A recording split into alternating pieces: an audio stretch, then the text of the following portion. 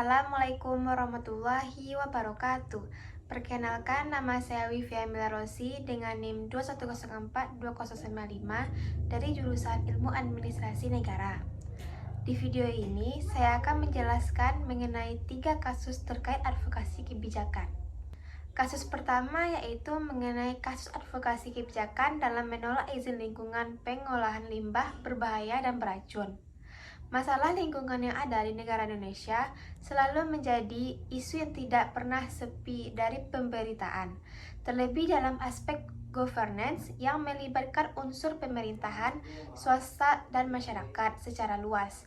Salah satu permasalahan yang bisa terjadi dalam permasalahan lingkungan adalah mengenai pemberian izin lingkungan yang diberikan oleh pemegang kekuasaan kepada pihak swasta yang tidak melibatkan unsur masyarakat dalam pembuatannya, yang tentunya akan menimbulkan konflik antar aktor yang terlibat di dalamnya. Akar masalah yang mendorong perempuan desa Lakardowo bergerak adalah pada masalah pencemaran lingkungan dan izin lingkungan yang dianggap politis dalam pembuatannya, yang tertuang dalam surat keputusan Bupati nomor 188/18-Kek/416/110/2017 mengenai izin lingkungan kegiatan usaha industri Batako PT Putra Restu Ibu Abadi di Desa Lakardowo. Masyarakat Desa Lakardowo yang sudah tergabung dalam gerakan perempuan Lakardowo Mandiri atau Green Woman mulai mengorganisir masyarakat desanya yang terkena dampak dari kegiatan perusahaan pengolahan limbah berbahaya dan beracun tersebut. Ketika proses pengorganisasian masyarakat sudah berjalan, Green Woman mulai mendatangi organisasi ekologi observation and Wetlands Conservation atau ECOTON pada tahun 2013 untuk mengadukan permasalahan pencemaran lingkungan yang terjadi pada desa mereka. Jejaring dalam sebuah advokasi kebijakan memberikan sebuah dampak bagi kelompok utama yang melakukan sebuah perjuangan dalam upaya menciptakan perubahan kebijakan. Aktor networking teori dalam kasus ini mampu memotret jaringan perjuangan Desa Lakardowo dalam memperjuangkan perubahan keadaan yang mereka bawa, yang dimulai dari mengelola isu agar aktor-aktor lain agar mau terlibat pada isu yang mereka bawa, mempengaruhi aktor lain agar mereka mau terlibat pada permasalahan pada masyarakat Desa Lakardowo, rasakan, mengatur perdelegasian tugas dalam jaringan serta proses mobilisasi oleh para aktor-aktor. Advokasi ini menunjukkan bahwa aktor-aktor yang berkepentingan dalam menolak izin lingkungan kegiatan usaha industri Batako PT Putra Restu Ibu Abadi di Desa Lakardowo ini telah mampu menjalankan perannya masing-masing sesuai dengan kesepakatan dan sumber daya yang mereka miliki masing-masing. Organisasi Green Women mampu mengolah dan memainkan isu publik yang berkembang untuk mempengaruhi aktor-aktor jaringan yang berada di dalam dan luar Desa Lakardowo agar mau ikut terlibat dengan permasalahan lingkungan yang terjadi di Desa Lakardowo. Terakhir, Green Women juga mampu memobilisasi masyarakat yang ada di 5 dusun Desa Lakardowo untuk bersama-sama berjuang mendapatkan hak lingkungan hidup yang sehat dengan menolak keberadaan dan aktivitas industri pengolahan limbah berbahaya dan beracun tersebut. Kasus kedua yaitu mengenai problematika advokasi kebijakan publik oleh kelompok masyarakat sipil di Kota Pontianak. Dalam dinamika peran yang demikian, kelompok masyarakat sipil kerap kali menempuh upaya advokasi struktural, yaitu mendorong kebijakan untuk tujuan tertentu yang dianggap penting bagi publik. Namun tentu saja terdapat sejumlah kendala dan problematika dalam upaya mereka mendorong kebijakan.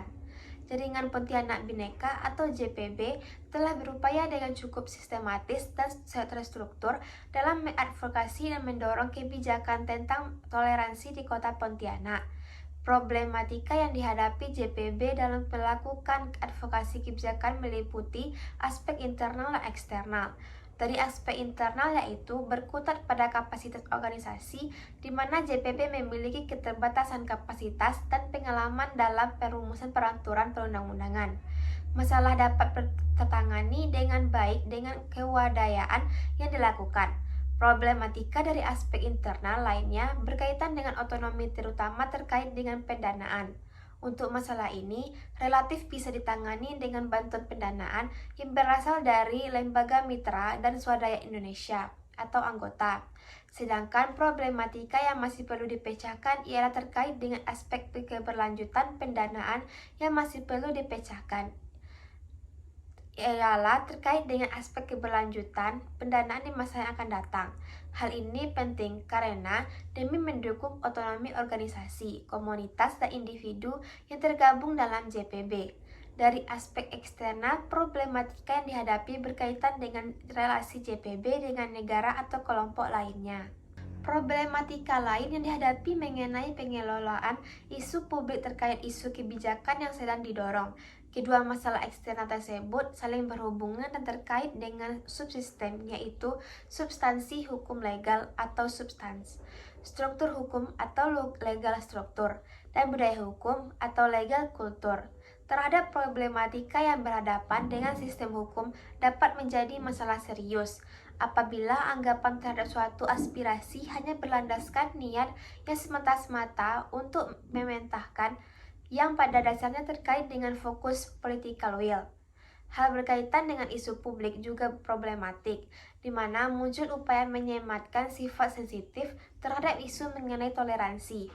Hal demikian pada dasarnya cara pandang melihat masalah mengenai perilaku intoleran dan konflik semata-mata sebagai kondisi dan bukannya konsekuensi. Hal demikian berpotensi menjadi faktor penghambat untuk mencapai tujuan pembangunan kota seperti Pontianak, di mana relasi toleran vertikal dan horizontal antara warga-warga negara dan antar warga negara. Kasus yang ketiga yaitu kasus advokasi terhadap komunitas difabel anak jalanan dan remaja jalanan. Fenomena merebaknya anak jalanan atau anjal dan remaja jalanan atau remjal adalah sebuah fakta yang tidak terbantahkan, terutama di kota-kota besar seperti Jakarta, Surabaya, Bandung, Medan maupun di Yogyakarta. Masalah anak jalanan dan remaja jalanan adalah persoalan klasik yang sampai saat ini masih menjadi realitas suram bangsa ini. Banyak kebijakan pemerintah, bahkan masyarakat yang belum berpihak pada komunitas marginal tersebut. Pelayanan negara dan masyarakat terhadap orang dengan berkebutuhan khusus juga masih jauh dari kesempurnaan. Hal ini dapat dilihat dengan adanya aturan dan kebijakan yang belum ramah terhadap mereka. Salah satu contohnya adalah RL, yang mendapatkan ketidakadilan sebagai seorang remaja jalanan yang dikasari hingga hamil, melahirkan dan kemudian terus saja mendapat perlakuan tidak bersahabat, atau walaupun itu terhadap anaknya sekalipun yang baru berumur 2 bulan lebih pada saat itu. Dalam penanganan kasus RL, pihak PKBI DIY harus menggandeng lembaga lain untuk dapat mengatasi masalah ini secara bersama, sehingga permasalahan RL bersama anaknya bisa diselesaikan secara tuntas. Meskipun demikian, untuk tingkat advokasi kebijakan masih membutuhkan waktu dan tenaga yang besar, serta usaha yang keras dari segenap anak negeri dalam memperjuangkannya. Asesmen perencanaan advokasi sampai pada tahap evaluasi menjadi tahapan penting dalam perubahan kebijakan.